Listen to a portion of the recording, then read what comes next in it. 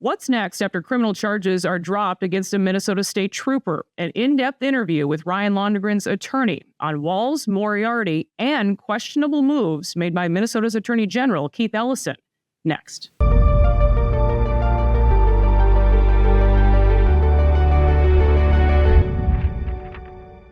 Chris Madel, thank you so much for joining me. Absolutely. Thank you, Liz. Thanks for having me. I think I speak for so many people saying thank you, first of all, for your hard work on this case and also your, let's just call them colorful comments earlier this week, complete with your John Adams T-shirt, which I know we're going to talk about here in a bit. But just to start with, what can you say? How are Ryan and his wife Grace doing? Has this even sunk in at this point? Well, first of all, thank you for asking. It's nice to have somebody in the media actually ask me that question, and honestly, I think you're the first, and so thank you for that. They're doing better. Each day is a little bit better. They're still, they've both been hit by a freight train here, and over again, and it's been really tough on them. And I mean, imagine being 28 years old with a 1-year-old. Their baby just turned 1. And being charged with murder, manslaughter, and assault, and having, really national, certainly a lot of state attention on it. So it's going to take some time. And these two have been together since 6th grade.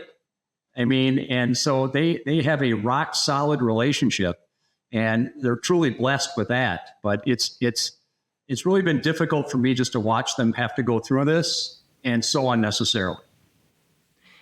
Your own story, I think, plays a part in all of this as well. You're new to the MPPOA's legal defense team. Londregan's was your first case.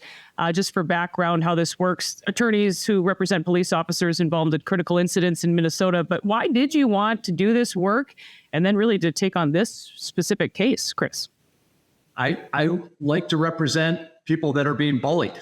And as I've said often, I just never dreamed that I'd ever be cops. And that is really true, particularly in Hennepin County. And the way that they have been treated and been singled out by our judicial system is really repugnant to me.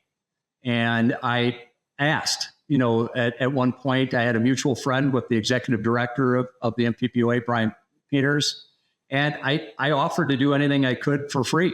And then Brian asked me to go to lunch and asked me to join the MPPOA. And I said, you didn't need to buy me lunch. You could have just sent me an email. My answer is yes. And it is truly an honor to help out this organization.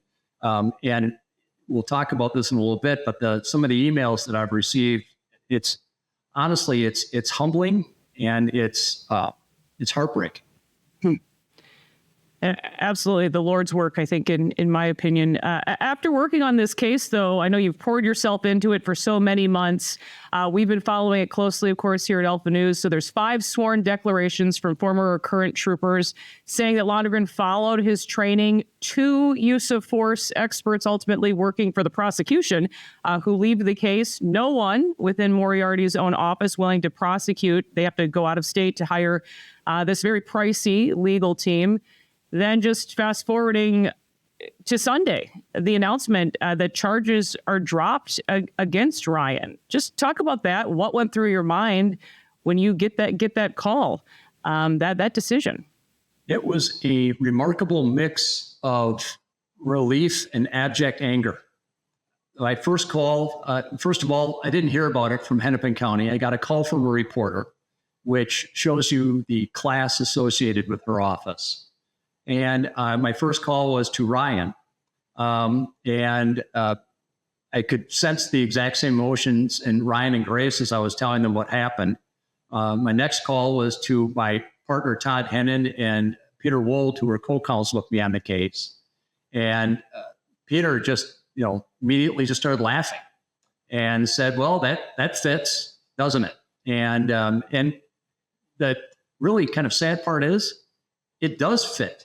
It really, the life cycle of this case has really been unlike anything else. And it's been so difficult for me from a lawyer's perspective to advise my client on what's going to happen in the future when I have to tell him, listen, we went through the looking glass minute that this case was filed. And we are treading we're going right down the mountain. We're going right through, snow that nobody's ever skied on here before. But it's really, as you can probably see from the press conference and probably from the tone of my voice, my anger is not diminished. And I am still, and it's part of my personality, I think, but it's not going to go away.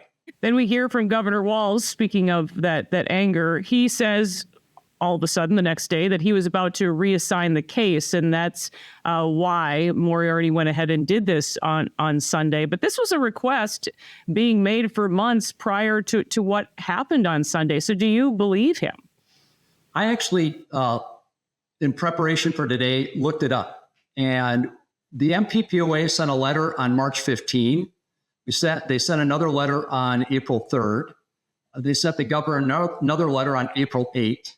They did a press release on April 16. And then on April 24 and May 24, I started emailing the governor's chief of staff and his general counsel, each time asking, is there anybody here?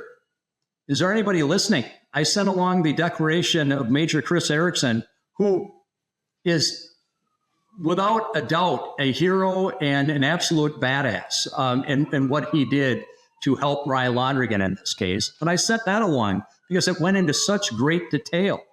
And when I heard back, crickets, until about a week ago when I got that call from the general counsel saying, are we still in favor of the case being reassigned? To answer your question directly, I don't know. I really don't know. I do know that the governor had multiple opportunities here to do the right thing. And he didn't. He chose not to. He expressed his concerns over and over again as an innocent trooper was being prosecuted. Concerns doesn't do jack crap for Ryan Londregan. And it's the same sort of, frankly, mantra that I hear every time that police officers are killed in the line of duty with the thoughts and prayers. Enough of that. Do something. One of my personal heroes is Robert F. Kennedy, who said, when I see an injustice, I try to fix it. They didn't. And they're going to have to live with that. And this kind of reinventing of history right now of, man, I was right there with you. Well, we were in the foxhole fighting this battle. And Governor Walz jumped in the foxhole right next to me right after I won the battle. And it's not necessarily helpful. You also had Governor Walz meeting with Ricky Cobb's family, and I'm sure he has yet to speak with Trooper Ryan Londregan. Not one person from the governor's office. The county attorney's office has reached out. Attorney General Ellison did reach out to me yesterday to tell me that he expressed his remarks and said he hoped that Trooper Londregan was doing well, and I appreciated that call. But again, I had a personal conversation with Attorney General Ellison about a month ago. And I asked him directly, why aren't you asking the governor to reassign this case? He told me, well, he can't. That's not what the statute says. And I remind him, what about the McKeever case? You did it in the McKeever case, but you're not doing it here. And what I receive in response then is a bunch of political mumbo jumbo. You talk, Chris, about reinventing history here, and you called that press conference that we saw from Hennepin County Attorney Mary Moriarty delusional and unhinged. Talk about identity politics. It seemed like that was the entire purpose. Then in the wake of that, she doubles down. She says the governor was critical of her work here because she's a queer woman. And I know you wanted to address that. What do you make of that? And also, is she going to face any consequences? It's the question we're getting again and again for everything that's happened here. So her, playing of this queer card is particularly offensive to me on a number of levels. But I would first add, my partner, Todd Hennon, who worked on this case and did yeoman's work with respect to this case, and he did the lion's share of the brief writing on this. And I talked to Todd about this, and Todd asked me to share this. Todd's gay. And Todd, I have never seen him more livid than after Mary Moriarty accused Governor Walz of having some sort of problem with her because she is queer. Governor Walz, I mean, like him or not, you cannot really question his commitment to providing rights for the LGBTQ community. You can't. And for her to try to use that dog whistle now, it's just sick. I mean, there's no other word for it. It's just sick. With respect to her getting consequences, we're still looking into that. The one thing that, a lot of people don't really understand, but there's a 2015 Minnesota Supreme Court case that reaffirms the doctrine of absolute immunity for all prosecutors for everything relating to the criminal charging process. Absolute immunity. And I think it's wrong. I've always thought it was wrong. I've always thought that if a prosecutor charges somebody without probable cause, they should be financially and responsible for that. But we also believe, though, that Ms. Moriarty is ethically responsible for what she's done.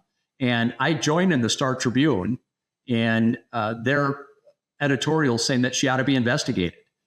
Curiously, when I spoke to Attorney General Ellison yesterday, he hadn't read that editorial, and I encouraged him to read it and encouraged him to do that investigation. Despite these charges being dropped, of course, this isn't over. There's the federal civil rights lawsuit against Trooper Londregan and Brett Seide, who made the traffic stop. Talk about how this week's developments will affect the civil suit. And then I do want to go back to Attorney General Ellison. I know you're speaking to him quite a bit, but there's some questionable requests that have come from his office in the wake of all of this. Yes.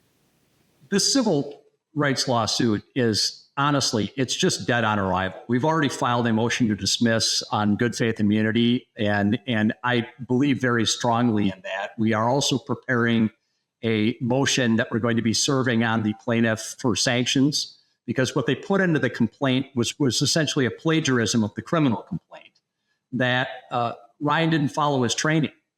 How do you say that when we have 5 declarations saying that he did follow his training?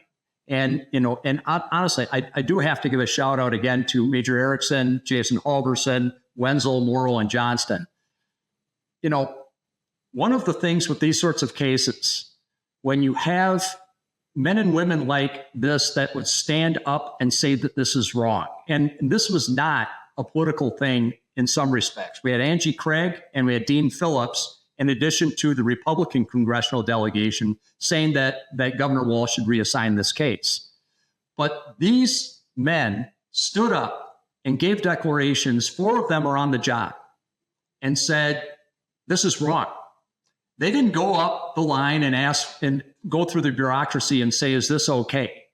They went to their own lawyer, the MPPOA gave them a lawyer, worked on these declarations, and provided them for a fellow trooper in need. Now, I do want to contrast that with the colonel that was at the time, Colonel Matt Langer, who behind closed doors was exactly very similar to other politicians. Oh, I'm helping. I'm with you every step of the way. And the minute I resign, I'm going to help. I got one of my close friends, was to be the former acting U.S. attorney in the District of Minnesota, Anders Folk, to offer to represent him for free. He went silent. He did nothing. And frankly, when you contrast Major Erickson, Halverson, Johnston, Wenzel, and Morrill on the one side, and put Langer, I put him in the same category as just another gutless politician. With respect to Attorney General Ellison and the case that we have representing Ryan, they have provided Ryan with an engagement agreement that said, we will indemnify you, but you have to relinquish all litigation decisions in the case. It literally says this in writing. It says a number of other objectionable things about waiving conflicts of interest, including that they had the right to take any statements from Ryan and give them to anybody that they wanted of their choosing. On what planet is this right? On what planet do we think that it's okay to put a sworn officer in the situation where he's being sued for civil rights in the hands of somebody that has been openly hostile towards law enforcement numerous times? And as I pointed out yesterday, was okay with the idea of not delaying the trial of Chauvin after the Minneapolis City Council had that huge settlement. He said, listen, we didn't have anything to do with that settlement. That's true, but they could have said we should push this back. We should give a little bit more time to the defense so we have a fair trial in that regard. And now I, as a lawyer, am supposed to tell my client, Ryan Londregan, oh, it's okay, trust them. Yeah, I'm not going to do that. And I am going to be representing him. I don't care what it takes. I don't care if I get paid. I don't care if I end up making zero off of this. But I'm going to be shoulder to shoulder with Ryan Londregan until this is done. Because he's not a vindictive guy. He's not spiteful. I am. And we're not leaving him. He's staying with us, whether he likes it or not, frankly. I'd say he likes it, Chris. I'm just going to say Okay. he's lucky to have you. I know you also had quite a bit to say about the media. I also commend you for that. You blasted the Star Tribune in particular over their ongoing bias reporting of law enforcement, something that I think is so noticeable and has been for years to anyone who reads them. But the truth is, Minnesota media made Ricky Cobb out to be some kind of hero, and that's just not the truth. It was quite telling too, as you're talking about these pictures on his social media. You have these news groups cutting away or blurring the images, which kind of speaks to what you're talking about. The things that they don't tell you in their reporting. That blurred image was a naked scene where a man was choking a woman while having sex with her. Ricky Cobb is a felon that pled guilty to domestic strangulation. And he's posting this on his Instagram account. And then I get this ridiculous lawyer from the Carolinas yesterday saying that the audacity of me of pointing this out. I mean, if this man is one of our heroes, we're doomed. I mean, this was not a good person.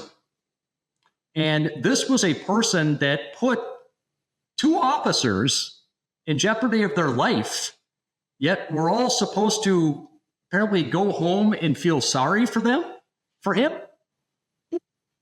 With respect to the Star Tribune in particular, and it's funny you mentioned that, Liz, because one of the things that after I was complaining over and over to the Star Tribune, one of their stories came out and said that Madel has repeatedly, I think it said, excoriated the media.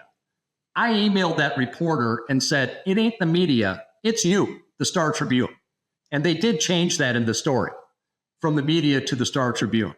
Because I got to say, people like Lou Raguse at KRE, Paul Bloom at Fox, you, Liz Collin, would actually print both sides. You would put, here's what they're saying in court, and here's what both sides are saying with respect to this. Let's look at what the Star Tribune did in a story from yesterday that's in the paper today. This is talking about Steptoe's, it's their new use of force expert, which is still unnamed. They quote that use of force expert in the paper. Do they say a thing about the 5 declarations that I got from current and former troopers, the 2 that were paid for? Did they say one about Jeff Noble that the Hennepin County Attorney's Office got? No. They just quote this unnamed person from this Washington, D.C. law firm that wrote, I don't even want to venture to guess how many thousands of dollars it cost for that report. And they still got a whole bunch of facts wrong in it. It is just infuriating to me that this bias that people have against law enforcement, and it just continues. And the thing that really bothers me the most about it, they don't even see it. They don't even get it. There are a couple people, I will say, Abby Simmons at the Star Tribune, editor there, she has done right by trying to make things more fair. And she has reached out to me, and I got to commend her for that. I have to. But the line reporters, and I'll name them, Andy Mannix and Liz Sawyer, I think have been remarkably unfair to Ryan Londregan in this thing, going so far as to just do a report on Jeff Noble's statement and saying that we somehow misled what the narrative was with respect to his statement, when we were the ones saying to the Hennepin County Attorney's Office, let's just put this out there so everybody can read it. And the Hennepin County Attorney's Office said no. But does the Star Tribune report that? Nope. Because, and again, this bias that they have is just, it's real. There is a very good reason why Mary Moriarty reached out to Andy Mannix and gave him the exclusive story with respect to Ryan Londregan being dismissed. There's a reason that Andy Mannix was the first one to get the story where she's blaming Governor Walz because he apparently doesn't like her because she's queer. I mean, she knows she's going to favorable reporters. And honestly, it has to stop. Great points. And honestly, I would say that they are more actual activists than reporters. I kind of have a hard time even using that term. And on that note, let's talk about this. The fall of Minneapolis. I know you watched the documentary. There are so many similarities that have stood out with Londregan's case and what took place 4 years ago, Chris. With respect to also just the access to the evidence, which I really find is a failing with our criminal defense system, that we more or less will, every court by and large will take the government's word for what is relevant and just leave it at that. And again, that just has to stop. One of the things that just never ceases to amaze me, in a civil case, you sue me for a civil case, I get to depose you, I get to get document requests, I get interrogatories, which are written questions under oath, I get requests for admissions. There are circumstances where I can get an independent medical examination of you. There are circumstances where I can get an independent mental examination of you. In a criminal case, the state or the government says, here's what you got. That's it. When your money's at stake, you get all this discovery. When your freedom is at stake, go fish. And when you're looking at a case, particularly like Ryan's case, where he's truly innocent, and you are going up this hill, I keep going back to one of the first days that I was working on this in August, where I was trying to get the media to report that the car lurched forward and then went forward a second time. Nobody would listen to me on this stuff. And what I got a couple different times from reporters is the same thing that I heard Mary Moriarty say. Is it okay to shoot a black man just because he's leaving a scene? And if somebody actually watches the video here, they can see the troopers' lives were in jeopardy. It doesn't matter if you're black or white. The easy thing to do here was just get out of the car on the lawful orders 15 times, as I pointed out in that press conference. Just get out of the car. And why isn't Mary Moriarty just saying that? She could save lives. Get out of the car. They have body cams on. I don't understand. I really just don't understand. And in this case, they actually have the body camera footage, and a lot of this is able to play out in public, whereas 4 years ago, I think they took a lot of steps to hide a lot of this along the way. Well, right on down the line, that we're continually seeking their communications with the plaintiffs, in the civil case, and the attorneys, denied. We're seeking all their communications with their experts, denied. We're over and over again, we're getting stopped from what I believe is very legitimate discovery that the rules require.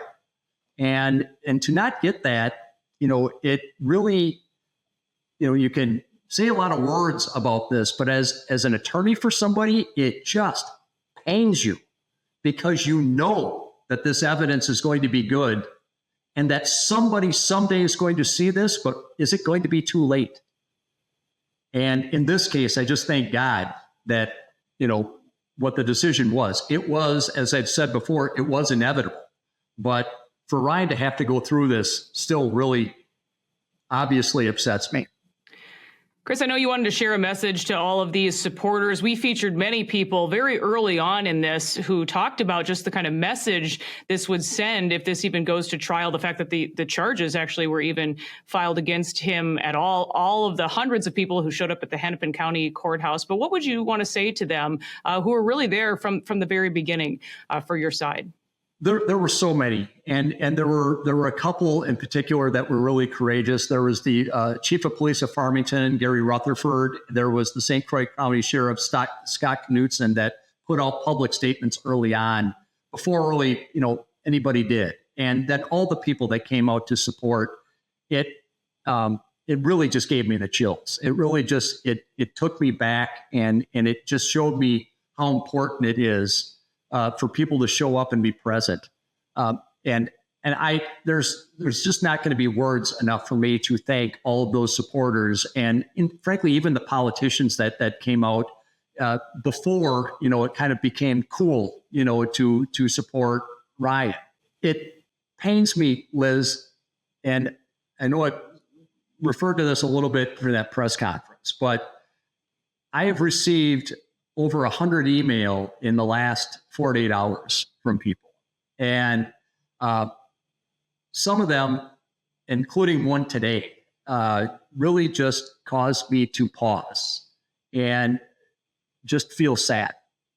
When I read the effect that, frankly, some lawyer in Minneapolis standing up for his client and just saying, enough of this with respect to what's happening to law enforcement, and these people reaching out to me and saying, thank you so much for saying that. My God, what if we become, what is happening? What happened to when I was a child that we all looked up to the police and they were helping us, and they do help us every day. And again, I'm a defense lawyer, so I get it. I understand reasonable doubt. I understand that there can be bad police out there, but to paint this brush from the standpoint that it goes to everybody is wrong. These people are putting their ass on the line for us. And as I said at the press conference, I mean it. I don't want to do it. But I do know that if somebody came to my house and was going to put my wife and my daughters in jeopardy, I want to call somebody that's going to come to my house with a gun and help me. And that when my 12-year-old daughter sees these abolish or defund the police signs and says, hey, Dad, if something happens to that person, who do they call? When she gets that, it really just makes me wonder, are any of these people thinking? Are any of these people listening? Are any of these people looking at what is now happening downtown Minneapolis every day? Literally every day out this window right behind me, I like to pace as I talk, I can see either somebody urinating or defecating on the building next to me. Literally every day. I'm from a small town in southern Minnesota. I can spot drug deals because they're out in the open, in this open air lot on Hennepin Avenue every day. But frankly, the only people I hear covering that, Crime Watch Minneapolis and Alpha News. And that's wrong. That is just wrong. Even after all of this, Chris, Ryan has said that he wants to remain in law enforcement. Will he ever be out there working the streets again for the Minnesota State Patrol? I don't know. I know his parents hope not. And I know that some of the emails that I've received from people that they want me to forward to Ryan are advocating for him to stay as far away from Hennepin County as humanly possible. I have to agree with that too. But this is the special person that this man is. I mean, after all of this, he still wants to help. He still wants to be there and stand shoulder to shoulder and help people. You know, one of the things, Liz, that nobody knows this. The stop that Ryan Londregan did, he was on his way to go to the Ricky Cobb scene. You could literally see the car in the distance. Ryan pulled over a man for going over 80 miles an hour. And the reason, and he was going to testify about this at trial, the reason that he pulled him over is he was worried that he was driving so fast that he might hurt Trooper Seide and Trooper Erickson, who were at the Cobb stop already. That's why he pulled him over. And the person that he pulled over was a young African-American man. And Ryan spoke to him, and he was clearly scared out of his mind to look at Ryan. And Ryan told him, it's all good. It's all good. He ran the guy's license. I looked at you can see in the monitor, I could see that there were quite a few infractions on the screen. Ryan went back up to the man's car and gave him a warning. This was less than 8 minutes before Ryan had to pull out his gun. And yet, they're calling him a racist? I mean, and when I'm watching the previous stops that he's doing before he gets up to the Cobb arrest, I had a knot in my stomach because I didn't know what was going to happen as he's walking up to these cars. I mean, just wondering from the standpoint of a trooper, it's 2 a.m. You can't see anything. You can't see into these cars. Anybody could shoot you. But yet, and even I knew that he was going to be okay. It's kind of like watching that movie you've seen again. I knew that he was going to be okay, but I'm still scared for him. And for the life of me, we have to stop questioning them on every occasion and assuming the worst. These are good men and women that are trying to do the right thing. And by God damn it, if we don't stop, there's not going to be anybody left in Hennepin County with people like Mary Moriarty. Because, I can tell you one thing. If my daughters wanted to become a cop in Minneapolis, I would do literally everything in my power in order to stop that. Why would you ever want to do something like that when you get no support whatsoever from the county attorney? Makes no sense. And I think these developments have obviously given so many of us hope, but then just a few days prior, you have the execution of another police officer in Minnesota, in Officer Jamal Mitchell in Minneapolis. It's just, I went out to that Burnsville one, and then what happens with Jamal, and it literally just tears your heart out. And when you realize too, this could happen to any of them. I mean, he was coming up in order to render assistance to somebody and gets assassinated. And then I hear Moriarty talking about, we're always lauding the first responders. You're goddamn right we do. You're goddamn right we do. And we should continue to do that. And quit getting on this whole thing about, oh my God, we should do something about all these guns. What does that do for the Ryan Londregans of the world? What is that going to do? He's out there today. They are out there every day right now, pulling people over in order to make me and you and the rest of us safe. Honor that. Do the right thing by that. Look at the facts and the law. And quit blaming everybody else but yourself. And really, does it really have anything to do with your damn sexual orientation? Or does it have everything to do with your political agenda because you just wanted to get a cop? We all know the answer. And that's why everybody right now is looking at her and frankly, laughing at her.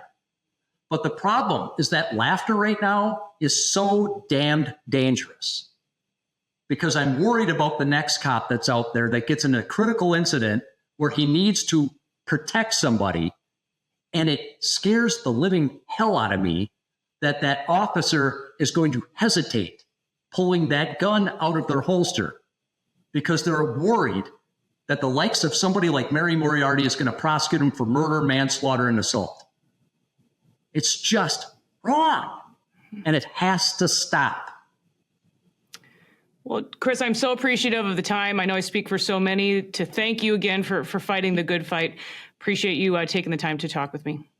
Thank you, Liz. I really appreciate everything you've done and really appreciate everything you do. Thank you so much. Again, Chris Madel. That will do it for this episode of Liz Collin Reports. We'll see you next time.